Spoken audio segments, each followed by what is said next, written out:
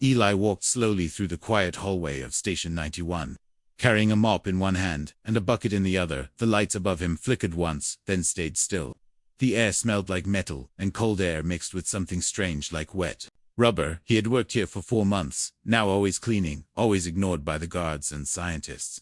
The zoo was large, and filled with cages, and tanks, and chambers, all holding creatures from different stars. Some were loud, some were silent. Some looked like beasts, others looked like plants with eyes, but there was one chamber he never looked at for long, and today he passed by it again, his steps slowing on their own behind the thick glass. Was her. She never moved much, and she never made a sound. Her skin was pale silver, and her hair fell like soft white threads across her shoulders. She sat with her knees up, arms wrapped around them, head down as if she had fallen asleep long ago. But Eli knew she was awake. He could feel it. He could feel her watching him when he passed, though her head never lifted and her eyes never met his, until today's Eli pushed the mop across the floor. The chamber lights blinked once, and her head rose slowly, very slowly, and her eyes opened. They were wide and soft and glowing faint blue, and when they looked into his he stopped moving. The mop froze in place, and his breath caught in his throat, because those eyes were not cold or strange or alien. They were afraid, they were alone, they were beggingly looked around quickly. No one else was near, just the quiet hum of machines and the distant sound of bubbling water from the aquatic sector.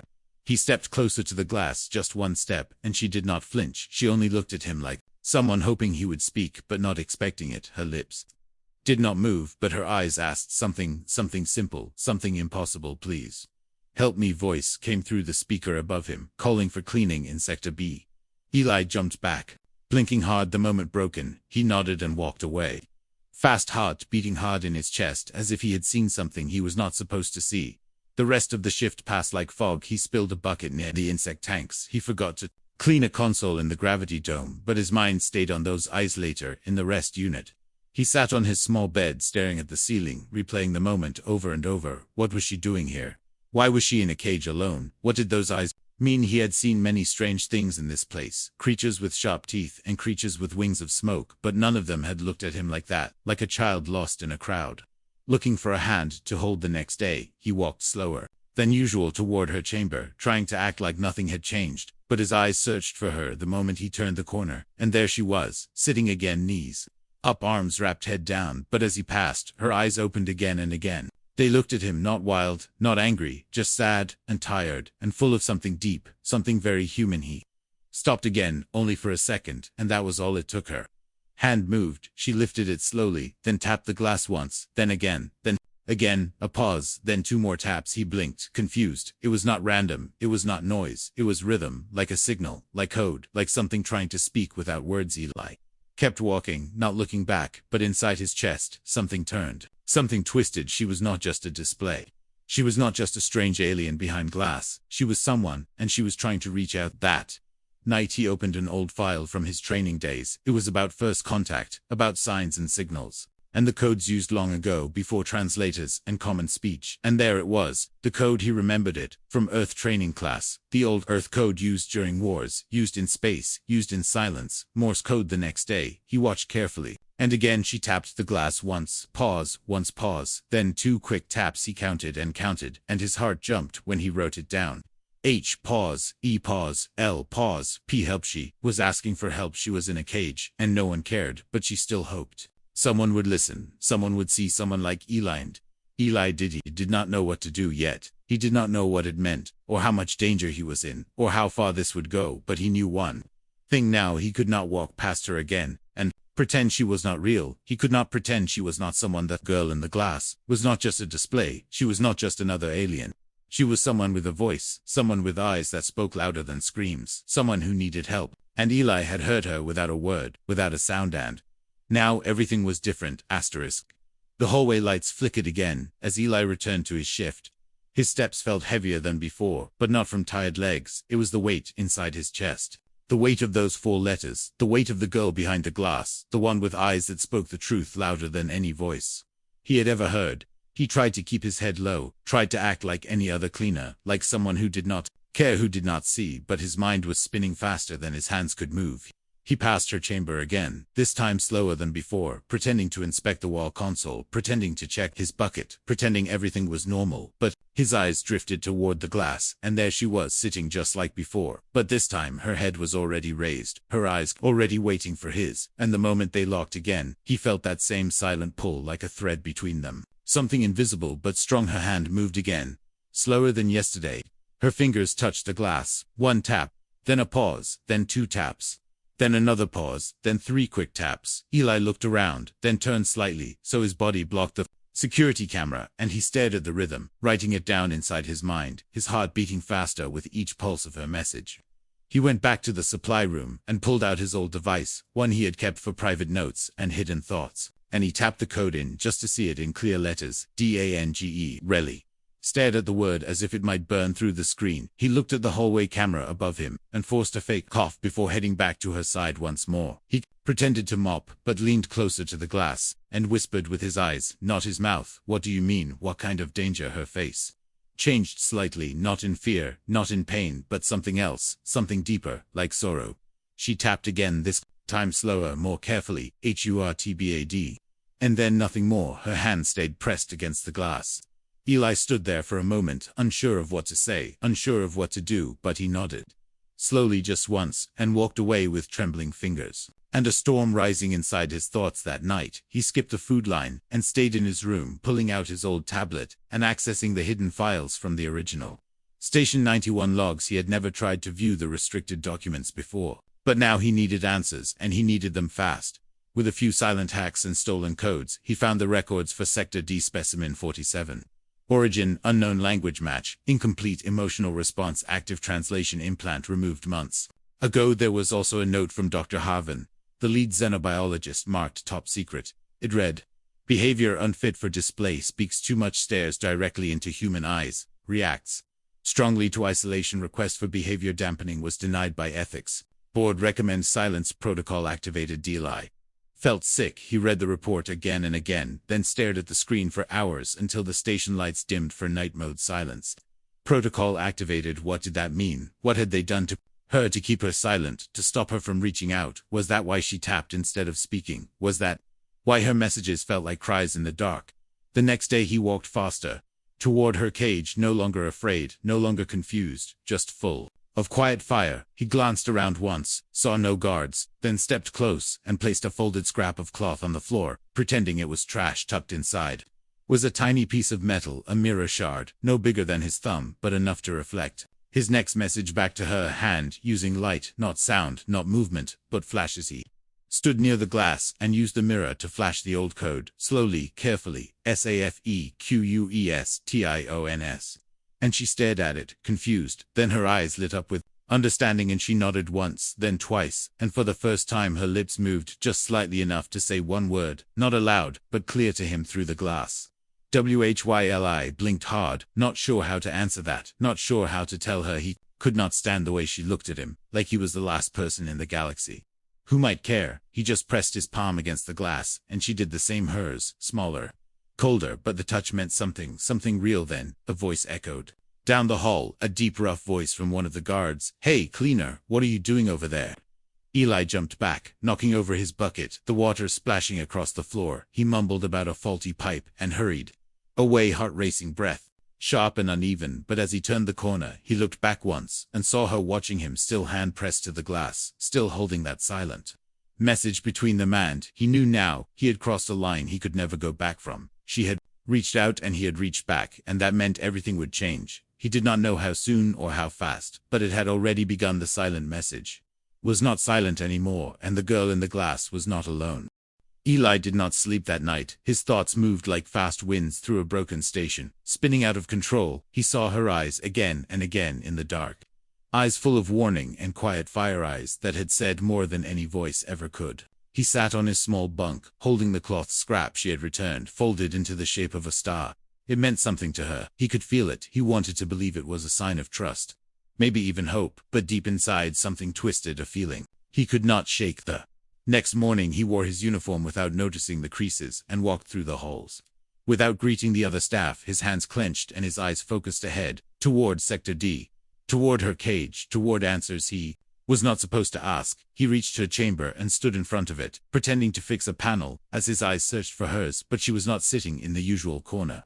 She was standing near the back shadows, covering half her body, and her arms crossed tight over her chest. He tapped the glass lightly, his fingers spelling WHATSWRONG, and waited, holding his breath. Her eyes moved slowly toward him, not angry, not cold, but filled with fear. She shook her head once, then raised her hand and tapped the glass again. DONTCOMEBACK. His stomach dropped. He stared at her, confused, tapping back WHY, and this time her answer came with no pause. SOMEONEK. Eli stepped back, heart pounding, his thoughts racing. Someone had noticed, someone had seen the messages. Maybe the mirror, maybe the cloth, maybe his eyes staring too long, maybe everything he had done was too much too soon. He looked around, but no one was near, only the sound of faint humming and a distant door opening on another floor. He took a deep breath and forced himself to leave without looking back. He'd spent the next few hours checking camera feeds from old storage files, using a hidden access route built into the cleaner's maintenance logs. He found footage from Sector D 3 days ago, a short clip with two guards, one tall, one short, walking past her chamber and stopping for too long. One of them pointed at the glass. The other whispered something, and then they walked away, leaving no sign of damage or alert, but it was enough. Eli knew that look, that pause. They had seen something, and now things were going to change. He returned to the main cleaning office and opened the maintenance requests list, pretending to check broken systems, but his fingers moved quickly into a hidden menu where staff profiles were kept. He pulled up the names of the two guards, Kret and Vaughn, both known for taking long breaks and disappearing during low alert hours, both marked for disciplinary notes, yet still on duty with full access. Something did not add up, and Eli felt the cold truth settle in his chest, like ice. Later that evening he saw them again near the food station, laughing quietly while watching the new feed from the aquatic zone, but their eyes flicked to him for a second too long, and Eli turned away, not out of fear, but to hide the rage building behind his eyes. He clenched his fists and told himself to wait just a little longer, just enough to learn more, enough to be ready. That night he slipped into the lower archives where old records were kept on offline drives. He used his stolen codes and filtered through transport logs dated 6 months back. One name caught his eye: Transport 119 Refugee Cargo Class, and one entry marked Red Flag Species 712 Young Female Language Barrier, Status Conscious Transport. Intercepted at midpoint by Station 91. Redirect approved by Dr. Harvanth. Report ended there. No follow-up, no relocation, no medical summary, just silence, and a final note: specimen secured for behavioral testing. Eli stared at the words, his fingers shaking, his throat dry. He whispered her name under his breath. Syrah, the name she had given him, the name they had erased, the name they had locked away with her. Next morning, he brought her something hidden in a cloth pouch, a single fruit from his private stash, red and soft with a sweet scent. He dropped it near her cage, pretending it was a mistake, then stepped back. She did not move at first, just stared at it, then at him, and shook her head once. Slowly, her eyes dark and hollow. He stepped closer and whispered with his lips, not his voice. FORYOU. She tapped the glass once, then traced a line across her throat, with one finger slow and sharp. He froze, understanding at last. This was not about kindness. This was not about feeding her. This was about risk and danger and silence. Her gesture meant death, not for her, but for him. If he kept coming back, if he kept helping, if he kept seeing her as someone instead of something, they would make sure he disappeared. He nodded slowly, fear settling over his shoulders, but not enough to stop him. Not now, not after everything he had seen. He walked away knowing the warning was real, knowing the line had been crossed, and still he could not stop his heart from turning back toward the girl in the glass, the one who still believed. Someone might listen, someone might care, someone might help. And he was already too far in to walk away. The lights above Sector D blinked like nervous eyes as Eli walked down the corridor with slower steps than usual. His uniform felt too tight, his chest too heavy, his mind spinning like the turbines near the outer hull. He held a small cleaning case in one hand, and in his other hand, hidden under his sleeve, was something far more dangerous than tools: a small voice transmitter smuggled from an old comms panel and reassembled in secret. Over 2 nights he was not sure if it would work, or if it would even reach her, but he had to try. He had to hear her voice just once. He passed the other cages without looking. The creatures inside hissed or watched or slept, but none of them mattered. Not now, not after everything he had learned, everything he had seen, everything he had felt when her eyes met his, when her fingers traced death across glass. He reached her chamber and stood just a little longer than usual, adjusting the vent cover near the base where the air system fed filtered wind into her space. The transmitter was thin, barely larger than a coin, and he slid it inside the grate. then locked it again, pretending to tighten bolts while his heart pounded in his throat. He walked away, pretending to mop the floor again, but his eyes stayed on the small receiver hidden in his pocket. He moved slowly to the supply closet, where no cameras watched, and closed the door, then pressed the switch, and waited, and listened, and hoped. For a long time there was nothing, just the static sound of cold air moving through vents, just the silence of space breathing. But then he heard it, soft at first, like a breeze, whispering past glass. A trembling voice, broken and slow. "Can you hear me?" He nearly dropped the receiver. The voice was weak, but real. It was her. It was Sarah. He sat on the floor, knees tight, chest burning, and whispered back quietly, "Yes.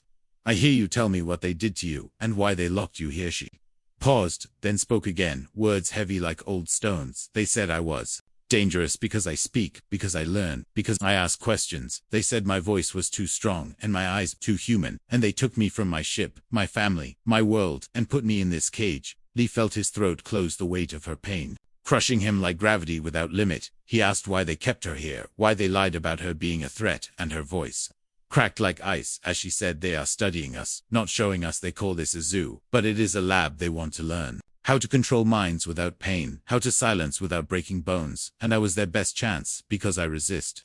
I do not forget, and I still remember what kindness felt like." He could not answer. He could only listen as she spoke of nights without food, of cold floors, of scientists who smiled as they poked and stared, of dreams filled with burning ships and lost voices, and the last memory of her mother holding her hand as the station took her away. He wiped his eyes with his sleeve and whispered, "I will help you, I promise." And she said, "No, do not try. They will see you. They will take you like they took the others.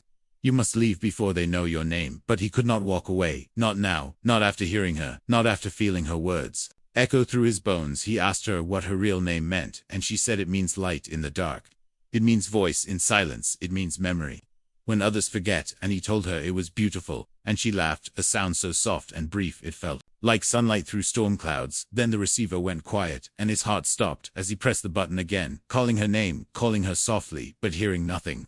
And then the door to the supply room opened, and a shadow filled the space, and a voice said, "What are you doing here, cleaner? This is not your shift." Eli turned quickly, hiding the device in his shirt, and smiled weakly, "Just organizing supplies needed early for the next cycle." The guard narrowed his eyes and stepped closer, his boots scraping the floor like claws, and said, "You have been near Sector D too often lately, cleaner. Too curious. Maybe you should mind your work, not the exhibits." And Eli nodded slowly, then turned to leave, heart racing, sweat on his brow, knowing that one wrong word would end everything that night. He did not return to his quarters. He stayed in a hidden maintenance tunnel, watching the hallway near her chamber from a small, broken camera feed, and what he saw made his hands curl into fists. 2 guards entered her room with a device glowing blue, and her eyes flinched when they stepped closer, but she did not run, she did not cry. She only stared at the glass, as if searching for him, as if hoping he would see, and he did, and that was the moment. Eli knew he could not wait any longer. He had to move. He had to act before the silence swallowed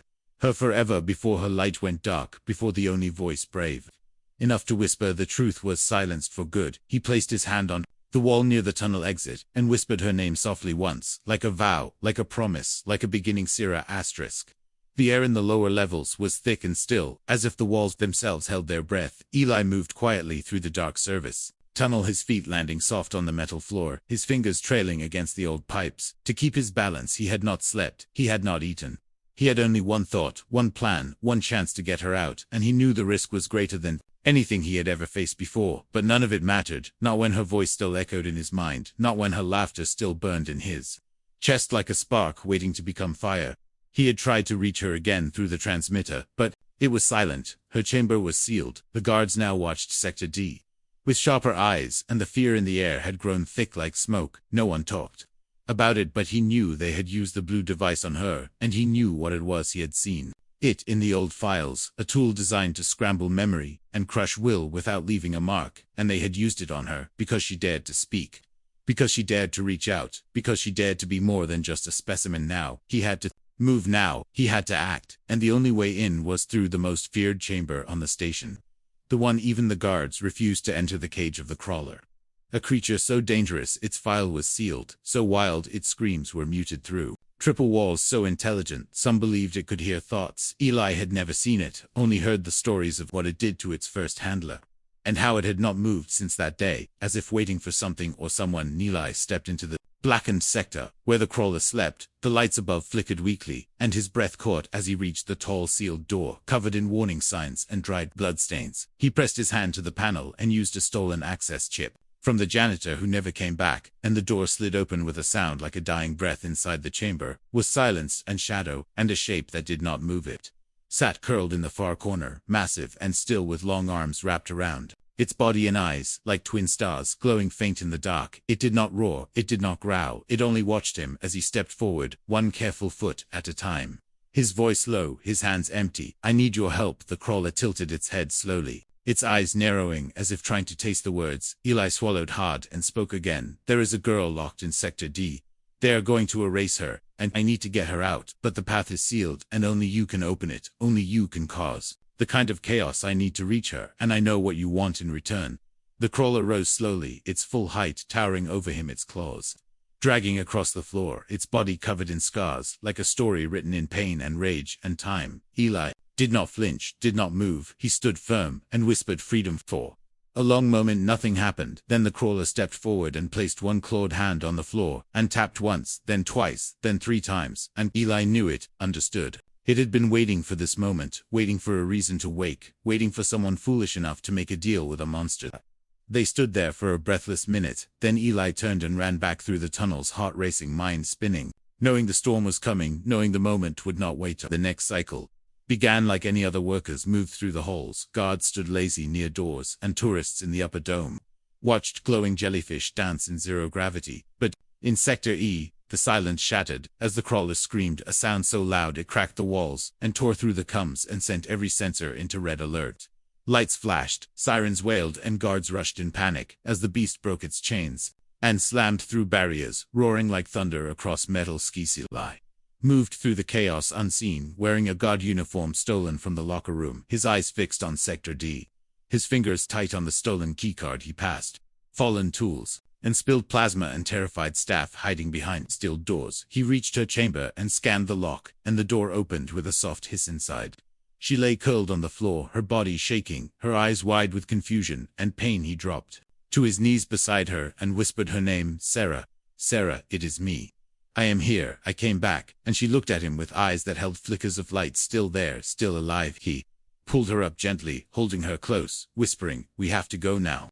The noise is our cover, the beast is our path, and you are not alone anymore, not ever again." And she nodded weakly, holding his hand as if it was the last thread of truth she could feel, and together they stepped out into the storm with alarms ringing and smoke rising, and the deal with the beast roaring in the distance like freedom breaking its cage.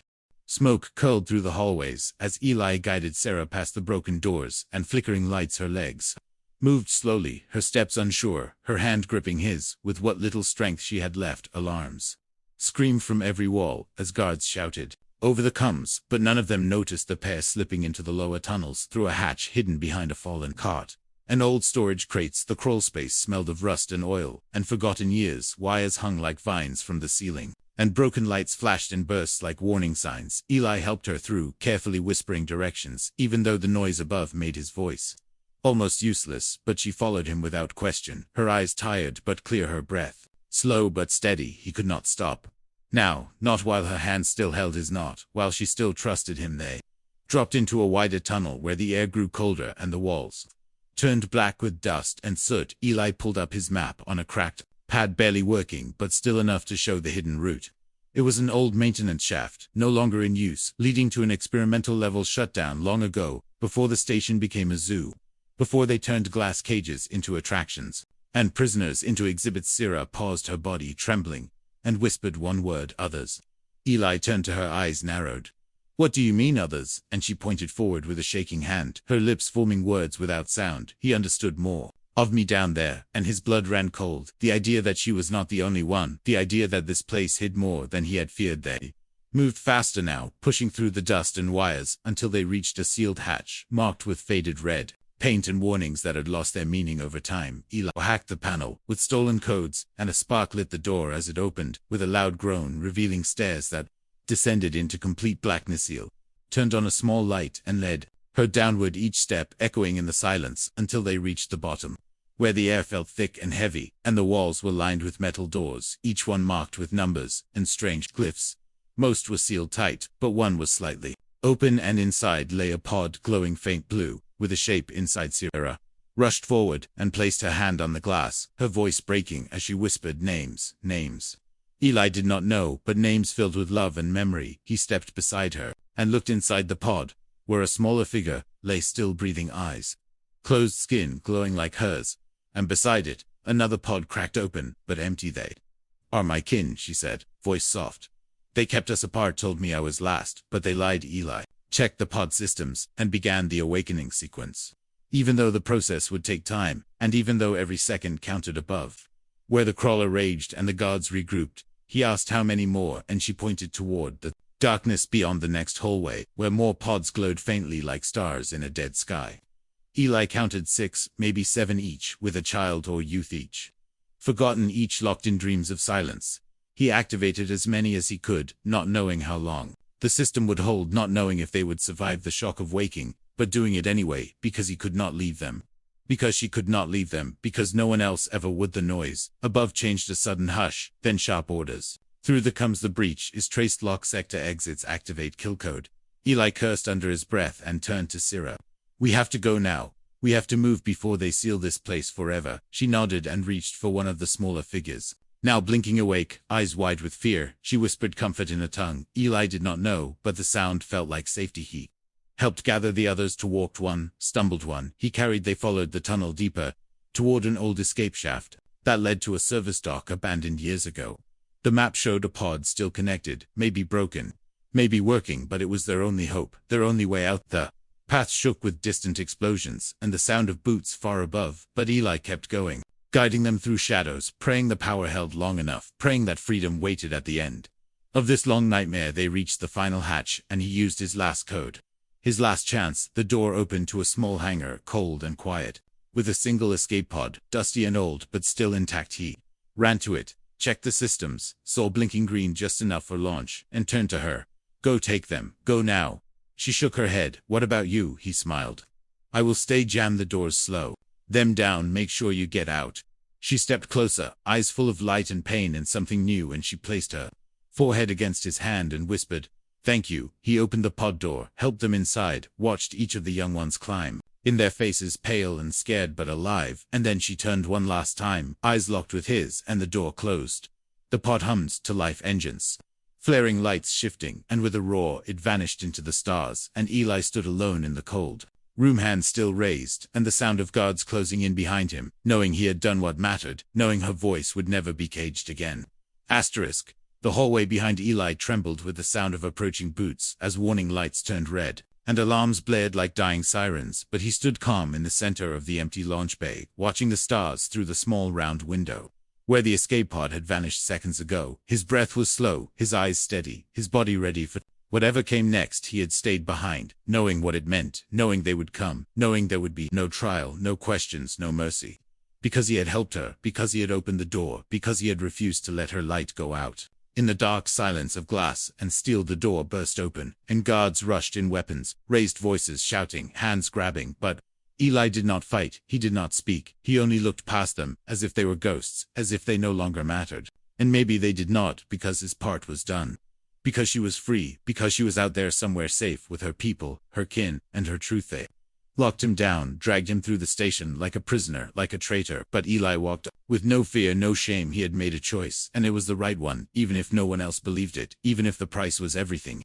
He was taken to the lower cells, placed in isolation, where cameras watched every breath, and guards stood at the door like statues, but he did not care. He only sat in the corner, eyes closed, remembering her voice, remembering her laughter, remembering the way she had touched his hand before the door closed, before the stars took her away. Days passed, maybe weeks, maybe more. He lost track of time, as questions came and went, as interrogators tried to break him, tried to find out where she had gone, but he gave them nothing, not because he refused, but because he truly did not know. Only that she had escaped, only that she had survived, only that her name would never be forgotten. Then one day everything changed, not with sound, not with fire, but with silence. A deep sudden silence that swept through the station like a wave. Lights went out, doors froze, systems failed, and in the darkness a single broadcast filled every screen, every panel, every wall. A face appeared, her face older, now stronger, eyes glowing with purpose, and behind her stood others, some small, some tall, all with the same pale silver skin and quiet fire in their gaze. She spoke in perfect human tongue, and her voice was steady like stone, and soft like wind. I am Sarah of the Lost. I speak for those you locked away, for those you studied, and hurt and silenced. I speak for the ones who did not make it, and the ones who still suffer in cages across the stars, and I speak for one human who saw me not as a thing, not as a beast, but as someone, as a voice, as a name. I watched the screen, breath held, heart frozen, as her words reached every corner of the station, every ship, every planet, tuned to the galactic net, and she spoke of truth and pain and freedom, and how one act of kindness, one moment of courage, one human had started a fire no cage could hold. The broadcast ended, and the lights returned, but nothing was the same. The guards did not speak. The doors did not open, and then without warning, his cell unlocked on its own, and a voice spoke through the intercom quietly. Eli, please come with.